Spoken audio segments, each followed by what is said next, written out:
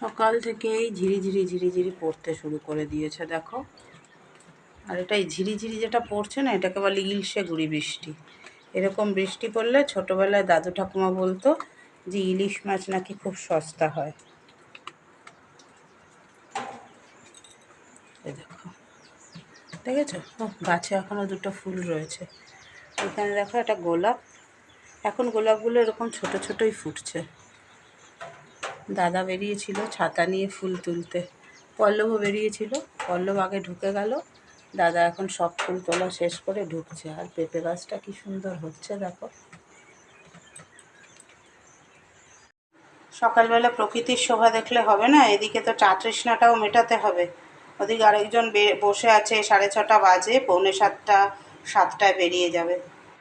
চলো ঝটপট করে চা তৃষ্ণাটা মিটিয়ে ফেলি, এর সাথে বেকারির বিস্কিট নেব। গুড মর্নিং সকলকে, কেমন আছে সবাই? আশা করব সবাই ভালো আছে, আমরাও ভালো আছি। বৃষ্টি স্নাত সকাল একটা, এখন বেজেছে সকাল 8:30। আমার হয়ে গেছে যা যা কাজকর্ম, মাথায় কালো করা, মানে বয়সটা 20 বছর কমিয়ে দেওয়াও হয়ে গেছে, স্নান পুজো হয়ে গেছে। এদিকে এখন পরোটা করব, আর আমার জন্য পরোটা, পল্লবের জন্য রুটি। ঘুগনিটাও গরম করা হয়ে গেছে, সব হয়ে গেছে। এবার সব রেডি করে নিয়ে গুছিয়ে দুজনে বেরিয়ে পড়বো। এই দেখো, একটু কসুরি মেথি দিয়ে আটাটা মেখে নিয়েছি। পল্লব এখন 2টো রুটি খাবে, 3টে নিয়ে যাবে। এই 5টা ওর আর 3টে আমার 3টে আমি পরোটা করে নেব। আর পল্লব এখন রুটি খাবে কি দিয়ে জানো? এই যে মোচার তরকারি দিয়ে। এই দেখো দুজনের টিফিন রেডি। এই হচ্ছে পল্লবের টিফিন, 3টে রুটি আর তার সাথে দিয়ে দিলাম একটা ডিম সেদ্ধ। এইটা এখানে, আর এই হচ্ছে পল্লবের ঘুগনি। এই দুটো হচ্ছে পল্লবের, আর আমার তো একটার মধ্যেই সব হয়ে যায়। এই যে এটা পল্লব নিতে চায় না, পল্লব নিলে সুবিধা হতো। এই যে পরোটা, এর সাইড দিয়ে ডিম দিয়ে দিলাম, আর এই হলো ঘুগনি। এই হলো আমাদের দুপুরের লাঞ্চ দুজনের। বৃষ্টি পড়ছে, কিছু করার নেই। এই যে দুজনে এবার সাজুগুজু করে বেরিয়ে পড়বো, রেডি দুজনের। শুভ সন্ধ্যা সবাইকে। আজকে সকালবেলা না আর টাইম পাইনি যে বেরোনোর আগে তোমাদের সামনে আসবো। কি বলো তো, একজন বেরোলে একরকম, যখন দুজন বেরোতে হয় তখন আমি নিজেরটা রেডি করি, ওরটা রেডি করে দিই। আরও এখন নতুন নতুন বেরোচ্ছে তো কিছু নিতে ভুলে গেল। যেমন আগের দিন শনিবার দিন ফোন নিতেই ভুলে গেছে। আজকে রুনুর হয়েছে, বিদ্যাপতি ছাড়িয়ে চলে গেছে টোটো করে। বৃষ্টি পড়ছে বলে টোটো নিয়েছে, টোটোতে শিপ্রা আর রুনু দুজনে। বিদ্যাপতি ছাড়িয়ে চলে গেছে, তখন বলে এই আমার হাতে ফোন নেই কেন। তারপরে আবার বাড়িতে ফোন করেছে, ওর বর ছিল বাড়িতে, ওর বর তাড়াতাড়ি সাইকেল নিয়ে কিছুটা নিয়ে এগিয়েছে, আর ওরা কিছুটা ঘুরে এসছে, এই জন্য ফিরতেও দেরি হয়েছে। দিয়ে কিছু না কিছু একটা ভুল হয়ে যাবে বলে সকালে আর আসলাম না। এখন সন্ধ্যাবেলা এসে, অফিস থেকে এসে কটা বাজে? 7:40। অফিস থেকে ফিরেছি 7টায়, ফিরে এসে তারপরে এই যে নিয়ে বসেছি চা আর একটু সিঙ্গারা, দুজনে 2টো করে সিঙ্গারা ছোটো ছোটো আর চা। সকালে যখন আজকে হয়নি, আর এখন তো দুজনে একসাথে বেরোনো, একসাথে ঢোকা, এটা হচ্ছে সব থেকে ভালো হয়েছে, কোনো অসুবিধা নেই। তাহলে চলো দুজনে একটুখানি ক্যামেরা এসে সবার সাথে একটু দেখা করি, গল্প করি। ললিতা ওকে আজ চলে যেতে বল না, ও ললিতা ওকে আজ চলে যেতে বল না। ও ঘাটে জল আনিতে যাব না, যাব না। ও সুখী অন্য ঘাটে চল না, ও ললিতা ওকে আজ চলে যেতে বল না। দুজনে একই টাইমে বেরোচ্ছি, একই টাইমে ঢুকছি, তাহলে কারোর প্রতি কোনো অভিযোগ নেই। দুজনেই কর্মব্যস্ততার মধ্যে আছি, নো বাজে চিন্তা, নো কিছু। খুব ভালো আছি, হ্যাঁ খুব ভালো বলছি, বললো আবার নজর লাগে আমার। নজরে কিছু হয় না, ছাড়ো তো। তো চলো, তোমরা তো আছোই পাশে, তোমাদের পাশে পেয়ে আমাদের ভালোবাসার মানুষ এনার্জি পাই। নজর দেওয়ার মানুষ 4জন হলে ভালোবাসার মানুষ 4000 জন। রেশিওটা একটু ঠিকছে না। চোখের নজর কম হলে কাজল দিয়ে কি হবে, তাই তো? চলো খেয়ে নি। তোমার গানটা আমার মনে পড়ে গেল, চোখটা না একটু ডিস্টার্ব করছে গো, কবে যাবো, এই মুশকিল হচ্ছে এটা। শোনো, তবে 1-2 তারিখ করে চাপ থাকে না, ওই সময় স্যারটা বলবো, বুঝলে? বলবো স্যার একটু, তুমি বলবে আমার কাছে চোখটা একটু দেখিয়ে আসি। 1-2 তারিখে বেশি চাপ থাকে না।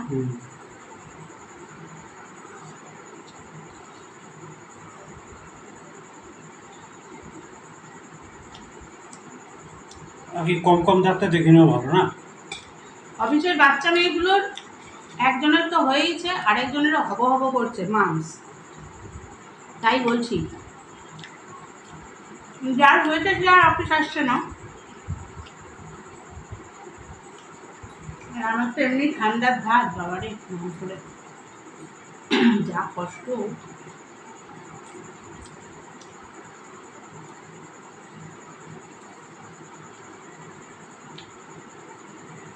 আমার ছোটবেলায় হয়েছিল।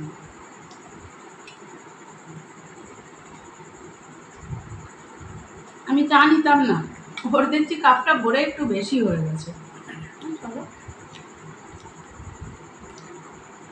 আর মজা হলো আজকে মোয়ের বাড়ি যাওয়া নেই। এই দুজনের সন্ধ্যাবেলায় টাইমটা স্পেন্ড করতে খুব ভালো লাগে। আগে তো মানে ব্যস্ততম থাকতো, তো আগে তো মোয়ের বাড়ি যেত, টিউশন যেত, আমি র্যাপিডো করতে যেতাম। এখন র্যাপিডোটা বন্ধ আছে, সুতরাং একই টাইমে বেরোনো, একই টাইমে ঢোকা, ভালো আছে তোমাদেরকে নিয়ে। লাইভ করলে হতো। অবশ্যই না গো, ঢাকার এই অবস্থা না আমার ইচ্ছা করছে না। হ্যাঁ, ওরা এত ওটাই। ভালোবাসে। বাংলাদেশের অবস্থা খুব খারাপ। আর বাংলাদেশের অবস্থা সত্যিই খুব খারাপ। আমাদের আর প্রচুর বাংলাদেশ। লাইভ বলে আমাদের অনেক ভিউয়ার্স আছে, শামিমা আছে, সীমাদি আছে, তাদেরকে মিস করব। খারাপও লাগে, পরিবারের একজন দুজন যদি অ্যাবসেন্ট থাকে না, খুব বাজে লাগে।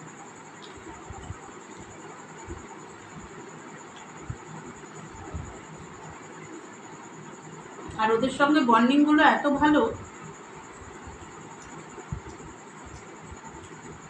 তাছাড়া এমনিতে রান্না নেই, কালকে মাছের ঝোল আর মোচা করাই আছে, ভাত করবো। কিন্তু ইয়ে করতে হবে, আমাকে কল করতে হবে এখন। তোমার ওটা কি হলো? ওইটা 24,500 ওটার কথাই তো বলছি। ফোনটা তো ধরলই না। আজকে তো ভাবলাম বলি, ফোনটা ধরলেই বলতাম।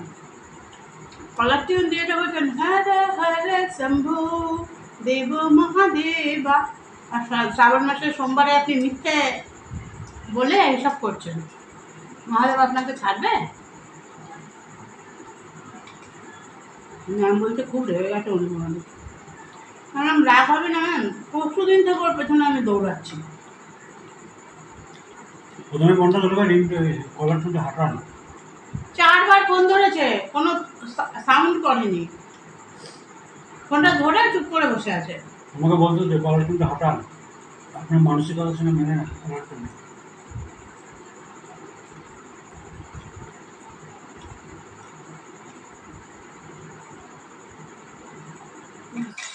নতুন নতুন জব প্রোফাইলে কাজ করতে গিয়ে এত সুন্দর সুন্দর অভিজ্ঞতা হচ্ছে, আর এটাও বুঝতে পারছি যে কত কিছু এখনও জীবনে অজানা রয়েছে।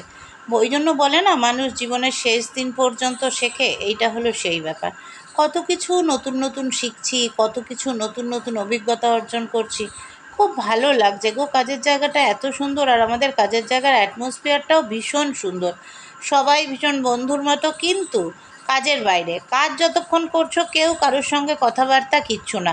হয়তো একটুখানি খাবারের সময় গিয়ে হাই হ্যালো হলো, তারপরে বাইরে বেরিয়ে একটু কথা বলো। কাজের সময় আমরা একেবারে, এবং শুধু তাই নয়, আমাদের বসেরাও মানে স্যার আর ম্যাডামও ভীষণ মাই ডিয়ার। কাজের জায়গায় কাজ তুমি ঠিকঠাক করো, বাকি সময় মাই ডিয়ার। এইবার দেখো, প্রাইভেট জব বলো আর সরকারি চাকরি বলো, তোমাকে তোমার কাজটা ঠিকঠাক বুঝিয়ে দিতে পারলে তুমি সেখান থেকে ভালোবাসাও পাবে, আর সেখান থেকে তুমি তোমার যেটা যোগ্য সম্মান সেটাও পাবে। ভালো লাগছে, বেশ ভালো লাগছে কাজের জায়গায় এসে। আর সত্যি ভাবতে পারিনি দিদিকে, তাই বলছিলাম দিদি তোমার বাড়িটা ভীষণ লাকি শুধু নয়, আর পজিটিভ ভাইবসে ভর্তি। দেখো, অক্টোবরে আমি এখানে এসেছি, অক্টোবরের 1 অক্টোবর, 2রা অক্টোবর। তো 2রা অক্টোবর থেকে নভেম্বর ওই সময়টুকু যা তা ওই সব গোছ গাছ এটা সেটা করতে করতে গেছে। নভেম্বরের 15 তারিখ থেকে কিন্তু আমি জব জয়েন করেছি। একের পর এক করেই যাচ্ছি, বসে নেই কখনো। আর এই জব জয়েন করলেই না একটা ভীষণ মেন্টাল স্যাটিসফ্যাকশান থাকে। আর এখনকার মেন্টাল স্যাটিসফ্যাকশান তো আরও ভালো, আরও সুন্দর। দিন যাচ্ছে, যত দিন যাচ্ছে তত মানে নিজেকে সমৃদ্ধ করছি সব দিক থেকে। মেরুদণ্ড সোজা আছে বলে কাকে ডিলিট করতে হবে, কাকে জীবনে রাখতে হবে সেটা শিখে গেছি, সেটা তো আগেই বললাম। তবে এই যে কিছু সুযোগ সন্ধানী মানুষ থাকে না, কিছু সুযোগ সন্ধানী মানুষ সবার জীবনে সব সময় থাকে। তারা ম্যাক্সিমাম হয় কি জানো তো, তোমার কাছের মানুষ। বাইরের মানুষ তোমার যতটা না ক্ষতি করে, বাইরের মানুষ তোমাকে যতটা না অপমান করে, কাছের মানুষ যাকে তুমি আপন ভেবে ভালোবাসবে, যার জন্য তুমি নিজেকে উজাড় করে দেবে, দেখবে সে তোমার সব থেকে বেশি ক্ষতি করে। আর সেই ক্ষতিটা না তখন মেনে নেওয়াটা খুব কষ্ট হয়, খুব কষ্ট হয়। তো যারা এরকমভাবে ভুক্তভোগী তারা নিশ্চয়ই জানো। কিন্তু সেই সব কষ্ট ঝেড়ে ফেলে জীবনের 3-3.5 বছর জীবন থেকে আমরা ডিলিট করে দিয়েছি, আমরা দুজনেই ডিলিট করে দিয়ে নিজেরা নিজেদের মতন বাঁচছি। কোনো আপত্তি নেই, নুন ভাত জুটলে নুন ভাত খাবো, ফ্যান ভাত জুটলে ফ্যান ভাত খাবো, কিন্তু যেহেতু দুজনেরই পেটে বিদ্যা আছে এবং দুজনেই খাটতে ভয় পাই না, নুন ভাত ফ্যান ভাতের প্রশ্নই ওঠে না, ভালো মতনই খাবার দাবার। হ্যাঁ, এবার পোলাও কালিয়া খেয়ে না, পোলাও কালিয়া খাওয়ার ইচ্ছে নেই। তোমরা হয়তো বলবে ইচ্ছে নেই না, জোটাতে পারো না, সে তোমরা যে যেমন ভাববে, যার যে নেগেটিভ সে তো সবসময় নেগেটিভ চিন্তাভাবনাই করবে। তবে এই যে ভালো থাকাটা, এই ভালো থাকাটার মধ্যে না একটা অন্যরকম ভালো লাগা আছে। ভালো থাকা মানে প্রাচুর্যে থাকা এটা নয়। আমি ওই যে বলেছিলাম, ভালো, খারাপ, সুন্দর, কুৎসিত, এইগুলো সবই শব্দগুলো আপেক্ষিক। আমার কাছে যেটা ভালো থাকা, তোমার কাছে সেটা ভালো থাকা নাও হতে পারে।